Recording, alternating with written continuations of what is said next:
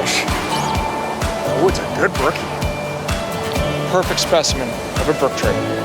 Let's let her go.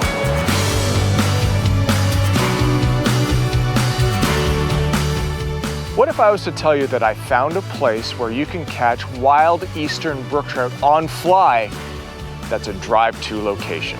Well, it's true. We're here just outside of Wawa, Ontario at Airedale Lodge, and we are on the hunt for big brook trout. Check it out. This wild big fish adventure starts right now on the new Fly Fisher.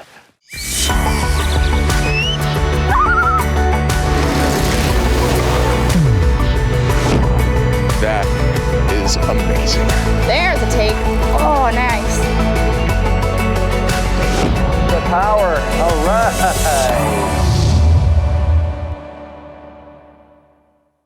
The new Fly Fisher is made possible in partnership with Algoma Country, Destination Ontario, Orvis Fly Fishing, Trout Unlimited, Rio Products, Oscar Blues Brewery, Global Rescue, Adipose Boatworks, WeatherTech Canada.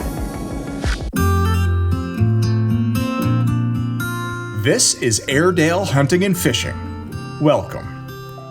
Airedale is an accessible drive-to multi-service outfitter located in Algoma Country, Ontario, near the town of Wawa.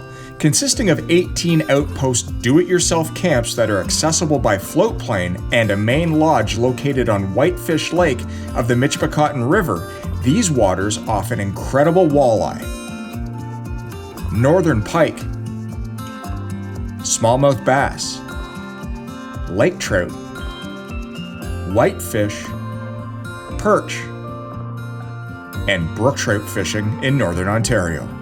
We're here for the brookies. Algoma Country in northern Ontario consists of countless opportunities for multi-level adventures for multi-species. Whether you're looking to fish lakes, rivers, small streams, or the Great Lakes, Algoma has you covered. The brook trout fishing in the area is incredible, with opportunities to catch and release big fish in many of the area's water bodies. Upon our arrival, we get acquainted with our guide for our visit, Dean Domich. Dean is a local guide with a lifetime of experience in the area's water. He's a trapper as well as an angler and is extremely well versed on the area, the water, and the fish. We're in good hands. It's the beginning of July and the summer is long coming. The weather has been unseasonably cool and the water has been high. Not ideal conditions for brook trout. Upon walking down on this fantastic new creek, one I've never even seen before, there's a great riffle that runs into a pool. It looks like a plunge pool from here. So I switched immediately from the woolly bugger to a topwater dry fly, an ant. We've missed the mayfly hatch by about a week and a half, and hopefully these trout are looking up. The thing with fishing big terrestrials for brook trout is that they will often hit your offering right away.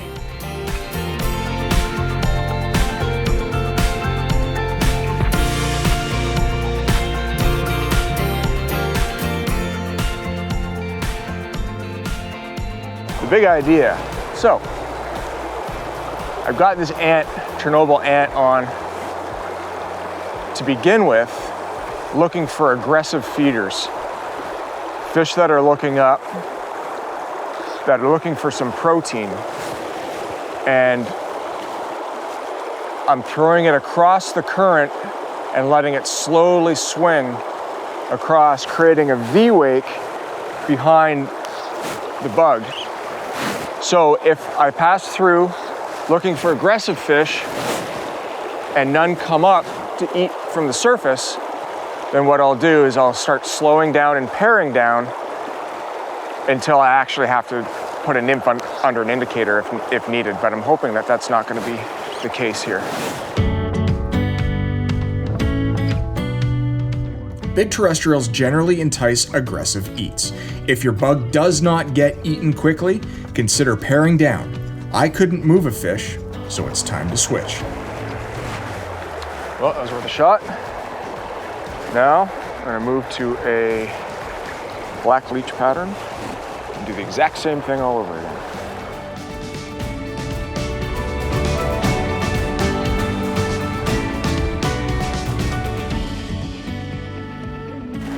Now I'm to the point where I'm starting to do different retrieves. So, try different retrieves like short strips like this, pumping strips, long, slow, steady retrieves, and a fallback.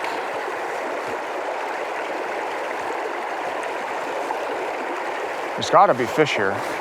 How do they want it? That's part of the puzzle. The other thing that I'm doing to help get the movement on this fly is in my cast. I'm actually doing a reach cast or an aerial mend when I cast. So before the fly actually hits the water, I do a big sweep to the left with my fly rod, and that actually puts the line across the current so that the current can effectively swing that fly through, as opposed to just being it straight down the chute. So straight out and a reach cast. We move upstream and things get tighter and a little more sporty. Oh, one hiding right under that rock right in front of you. Oh, yep, flippy floppy. Well, we know the fly works. Yep, Just got to put it in front of a good one. yes. One that'll grab a hold of that thing and run. Here he comes. Got him. Sight fishing brook trout. How do you like that? Takes you back to when you were a kid, huh? Oh, yes. How do you like that? Every single one is a jewel of the north. They're absolutely fantastic, fantastic fish.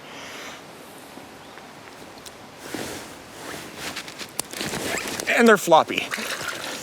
You'll just go and sulk for a while. Let's see if there's some bigger ones in here. Man, that's fun. Sight casting for brook trout in a log jam.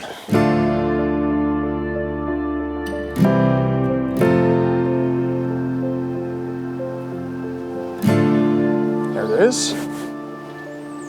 Ah, oh, he's picking on them little guys again, eh?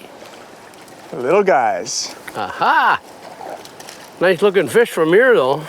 What's really fun about this is that this water is so crystal clear. You can actually see these fish coming in and eating your flies, which is a lot of fun. And it's interesting to see their behavior too as they come up and they look and they bump it and they check you out and they check it out. And I've said it once and I'll say it 1,000 times. Doesn't matter the size of brook trout.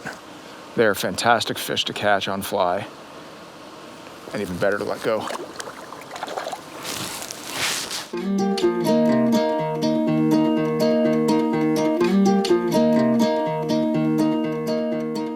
Brook trout are generally an all or nothing fish, meaning they can be very easy to convince to eat a fly, or they can have lockjaw and you can't write a check big enough to buy a bite. That's what makes them so much fun and so fascinating to target on fly.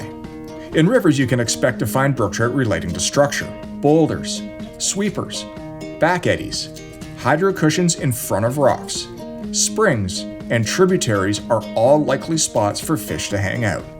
But what do brook trout eat? Good question. A big brook trout gets big because of predation. Big protein meals are vital for these cold water fish, and brook trout will eat almost anything they can fit in their mouths, including mice and voles, bait fish, frogs and other amphibians, a variety of insects in all stages of development, as well as other sport fish. Often, other than northern pike, brook trout are the apex predator in the system. So, what are some of the best flies to have in your arsenal when hunting for brook trout in rivers? Subsurface flies you should definitely have in your kit include Zoo Cougar. Kelly Gallup's pattern in tan, olive, yellow, or black can be absolutely killer for big brook trout. It emulates that large protein brookies are looking for without having to expend too much energy. Zonkers. White and black zonkers, smaller flies but equally effective bait fish patterns looking much like smelt or shiners. Muddler minnows. A variety of colors and sizes of this legendary brook trout fly is a staple in all boxes. Designed to mimic baitfish like sculpin, trout go crazy for a muddler minnow. Scotty's McFly. This smallmouth bass design pattern is a wonderful pattern designed for bass but has a great effect on multi-species. Brook trout will often go crazy for this pattern. Woolly bugger. Natural or organic colors make the woolly bugger arguably the most effective fly for brook trout fishing, mimicking so many possible natural food sources such as leeches, baitfish, crayfish, large nymphs. Woolly buggers are a definite fly for brook trout. Today we're fishing a creek a short drive from Airedale Lodge. High, bright sun and cooler temperatures tell me it's time to slow things down big time. What I'm doing here at the base of this waterfall is taking a couple things into consideration. Number one is that we've got high sun. It's just about noontime and these fish are gonna be deep. So what I'm doing is I'm casting a bomb out there and I'm letting it sink. I'm letting it go down 30 seconds a minute and then I'm slowly crawling it back to me. Hopefully that as soon as that woolly bugger, that egg-sucking leech starts moving, that'll trigger those fish to suck it up. They're not gonna expend a lot of energy when it's hot outside like this today to chase down, let's say, a streamer pattern or something like that. So low and slow, and we'll see what happens.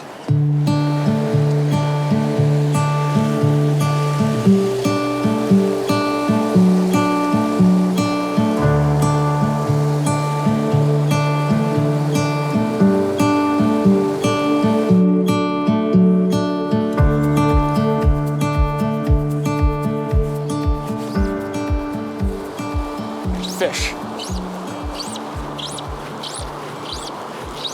All right, let it sink. Let it go down. And then just on the retrieve, oh, it's a good brookie.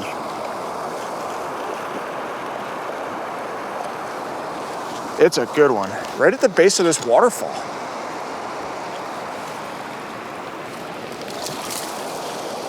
Brookie in the hole, guys, woo! Now, we had some fun this morning with a couple of small brook trout in a really crystal clear lake up in something called this log jam. We come to the outflow of this waterfall. Here's what I caught it on, a red-headed egg-sucking leech in olive color. That did the trick. Now, let's take a look at this brook trout. The cool thing about these fish is, and you know, we were up looking down from on high up these pools to see if we could spot any cruisers, but we really couldn't. And the reason why is because if you look at their back, they've got this crazy maze modeling that is total camouflage. So when you're looking from up high, let's say you're an osprey or an eagle, it's very, very difficult to see these fish. Now, one of the giveaways for brook trout, of course, being a member of the char family, is that white leading edge on their pectoral fin and their anal fins. So, you know what? When their fins are tucked in, they're basically concealed, but as soon as those fins come out, as you can see that white leading edge, it's like a beacon for birds of prey. They're amazing fish. They're just, I mean, just the most beautiful freshwater fish in my opinion. Now that is what you come to Airedale Lodge for. Just perfect specimen of a brook trout. Let's let her go.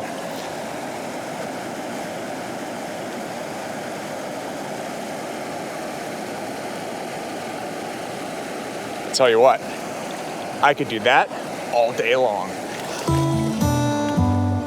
Airedale Lodge is a family-run, family-friendly outfitter with access to multi-species as well as a variety of service levels to suit most anyone's budget. The main lodge is rustically comfortable with Wi-Fi, satellite television, a bar, and excellent meals for those who choose the American plan. The lodge has 11 private cabins on its premises as well as 2 suites located in the main lodge. There are 1, 2, and 3 bedroom cabins available and can accommodate 2 to 12 people. Each of the cabins boasts a screened-in porch, private bathroom, hot and cold running water, heat, electricity, bedding, and linen and towels. This day we're joined by Dean's wife, Ghislaine. She's extremely well versed in the northern bush as well as an avid hunter, angler, and trapper. We load up and hit Whitewater Lake in search of a hike to Back High Country Lake for wild pond brook trout on fly. Unfortunately, I dropped my net somewhere along the trail and didn't notice.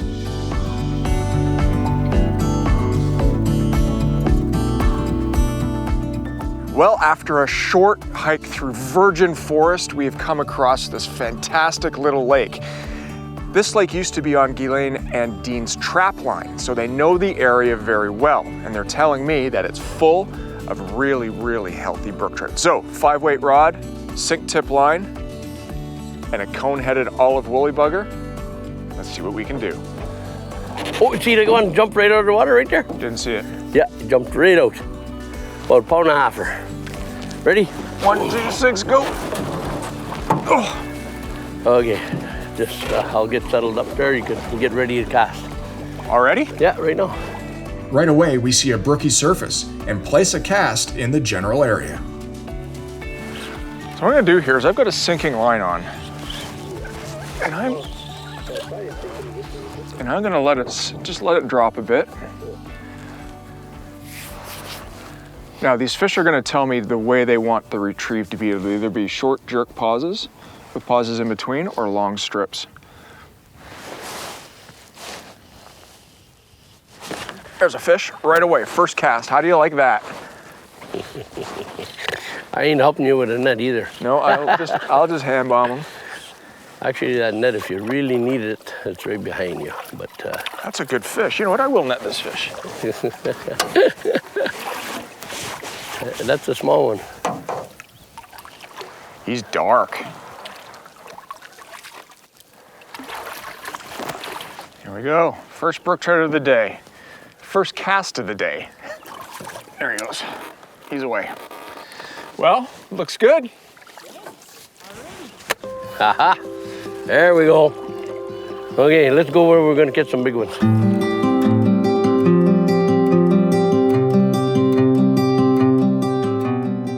Where do you begin to find fish in backcountry lakes? First, the internet is your friend. With map technology today, you can see things like inflows and outflows, submerged structure, and even humps, saddles, and shoals, all from the comfort of your living room. Fish will be relating to structure for both safety and ease of predation. Weed beds, beaver lodges, felled trees, and if you're lucky and can find springs feeding the lake, start there to locate brook trout. They love the cool water springs bring.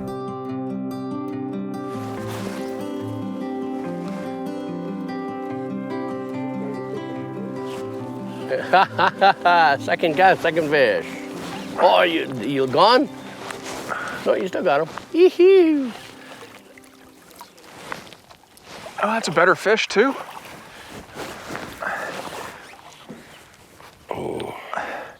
So you know what? It pays to put in a little effort for adventure when you're here at Airedale Lodge. Okay, now, so when you're fishing from a canoe and you've got close quarter combat with brook trout or any fish for that matter, always keep in mind that the tip of your rod is where the most stress is on your rod. Generally with bigger fish, you like to fight them with the butt of your rod. But to get these fish in close, you need to fight them off the tip. And that's where you can get into some serious trouble, especially in a remote location where you might actually break a tip. So what I like to do is bring them in as close as you can without as much stress on your tip as possible and grab the leader and then let go of your line in your reel hand. So just like that. Now all the stress is off the tip of the rod. I can place the rod behind me where it's safe and then properly hand line this fish. Second cast, second fish. Very decent brook trout. Tons of fun. All right, let's get him unbuttoned and then we'll let him go. Bye, buddy. Away he goes. Amazing.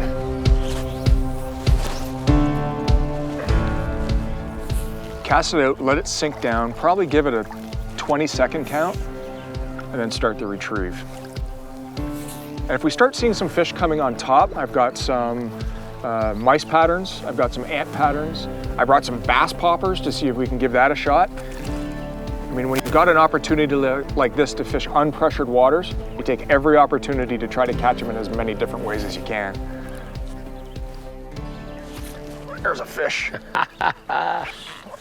Ooh, a little strong one. Eh? Yeah, yeah, these ones are great. Oh, looks like a nice male or something. Eh? They got good colors on it. There we go. Oh, a nice little male hook jaw. Yeah, good fish. Now these are all wild fish, which is great. So it's natural reproduction, total natural reproduction in here. And away it goes, just like that.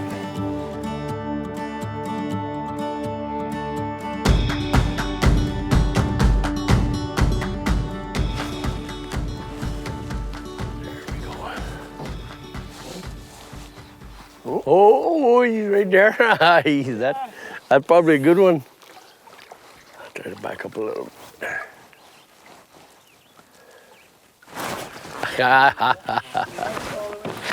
Oh yeah. That was interesting. You see where you tied your line on? Well, what right happened there, you was went for that. on this sinking line, right here actually, on this sink tip, right here is where it goes from black to white. Yeah. And this trout actually came up and tried to eat the transition between black and white. Doubled back down, saw the fly, ate the fly. So far, out of the fish we've caught this morning, this one is the big one.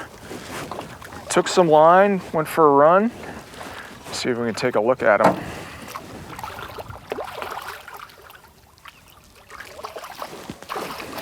Oh yeah, good fish.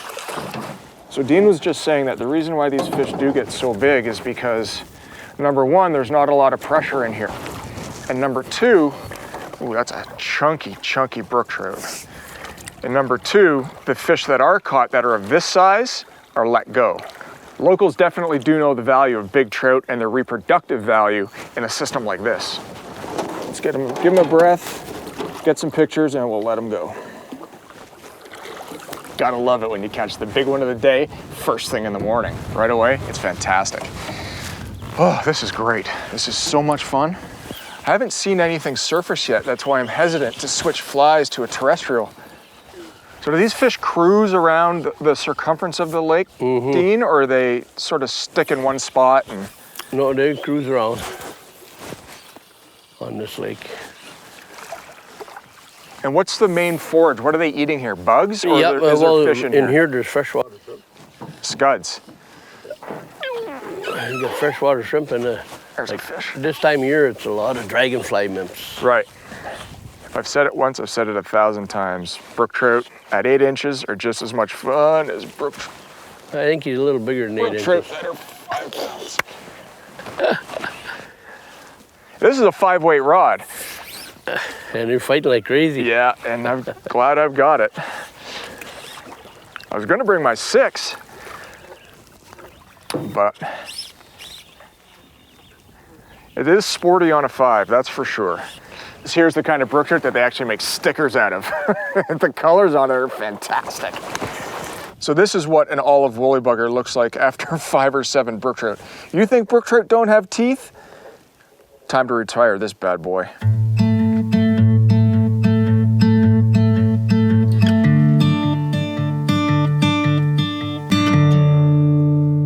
The equipment that we're using here at Airedale Lodge for brook trout is really quite simple. I've got a 9-foot 5-weight fly rod paired with a fly reel that is just big enough that will hold your fly line. Really, it's just a vessel to hold your line. The leader material is a 9-foot 3X leader. Now this line is a 15-foot streamer tip, so the tip does sink. And I also brought another reel with a floating line on it for the river and for any dry fly applications that we may have here. So it's that simple. When you come to Airedale, 5-weight rod, get ready to do battle with these fantastic wild brook trout. Oh, that's a good fish. You can tell right away. Yep, I think so. Oh, it's a great fish. Hooked right in the tip of the nose. Yeah, they're generally good for a run or two once they see the boat, but they like to dog you down. Those head shakes are unmistakable. Nothing quite like the feeling of getting a good, good brook trout in the net. The pressure is off at this point. Now I'm gonna unbutton them. Now this is a male. The reason you can tell is because it's got a kype on its jaw already, and the nose is indented a little bit to allow that kype to sit up inside. Ooh, look, he barfed up a minnow. You talk about matching the hatch. Oftentimes color isn't as important as size. And this brook trout has given us a fantastic clue as to what these fish are eating in the wild. Look at the size of the woolly bugger. Look at the size of the bait fish that it just threw up. If you take those indicators that Mother Nature gives you, it'll up your chances at catching big brook trout. How do you like that? Oh, that's a nice picture. That's a good fish.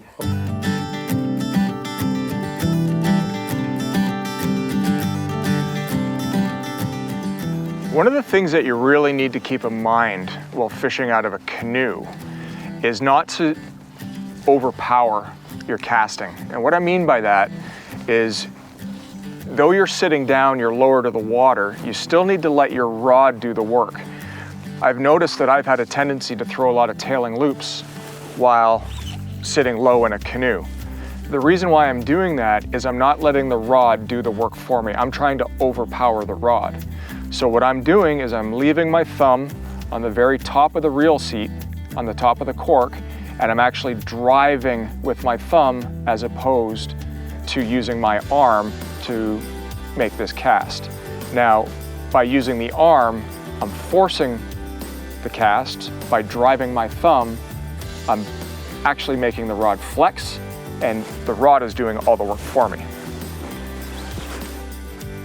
There he is. There are no micro trout here, I'll tell you that. Now, I'm not gonna ever say the name of this lake. What's the name of it anyway? Huh? I don't even know the name of it. Well, not only do you not only know the name, but it's hard as anything to get to at times. It takes a guide to get here. So when you come to Airedale, guides such as Dean are happy to take you out and show you what they've found in a lifetime, there he goes, in a lifetime of learning. People in the north live off the land. They trap, they hunt, they fish. And why not use that knowledge to have a fishing trip of an absolute lifetime?